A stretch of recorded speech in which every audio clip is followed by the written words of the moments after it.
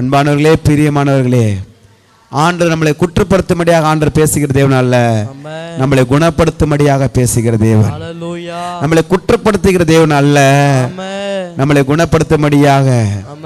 ஐயோ என்ற நாட்கள் வருவதற்கு முன்பாக, இந்த நாட்கள் எனக்கு வேதனையாக இருக்கிறது என்று சொல்வதற்கு காலங்கள் வருவதற்கு முன்பாகவே உன் சிருஷ்டிகர் நினையப்பா, சிருஷ்டிகர் நினையம்மா. இந்த நாட்கள் எனக்கு கஷ்டமா போகுதே, ஏன் இந்த நாட்கள் இப்படி இருக்கிறது என்று அந்த காலங்கள் வருவதற்கு முன்பாகவே ஆண்டவருடைய வார்த்தையில் நாம் நிலைத்திருக்க வேண்டும். அவருடைய வார்த்தையில் நிலைத்திருக்க வேண்டும். கனி கொடுக்கிற வாழ்க்கையை வாழ வேண்டும்.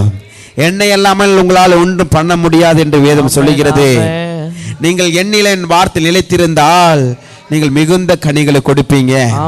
நானே திராட்சை செடி அம்மா, நீங்கள் கொடிகள் ஐயா.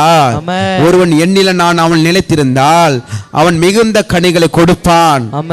என்னை இல்லாமல் உங்களால் ஒன்றும் செய்யக்கூடாது, செய்யவும் முடியாது. ஒருவன் எண்ணில் நிலைத்திராவிட்டால் வெளியே எரி உண்டு கொடியை போல் அவன் எரி உண்டு உலர்ந்து போவான். அப்படிப்பட்டவர்களை சேர்த்து அக்னியிலே போடுகிறவர்கள் அவைகள் எரிந்து போகும் என்று வேதம் சொல்லுகிறது. நீங்கள் மிகுந்த கனிகளை கொடுப்பதினால் பிதா மகிமைப்படுவார். எனக்கு நீங்கள் சீஷராய் இருப்பீர்கள்.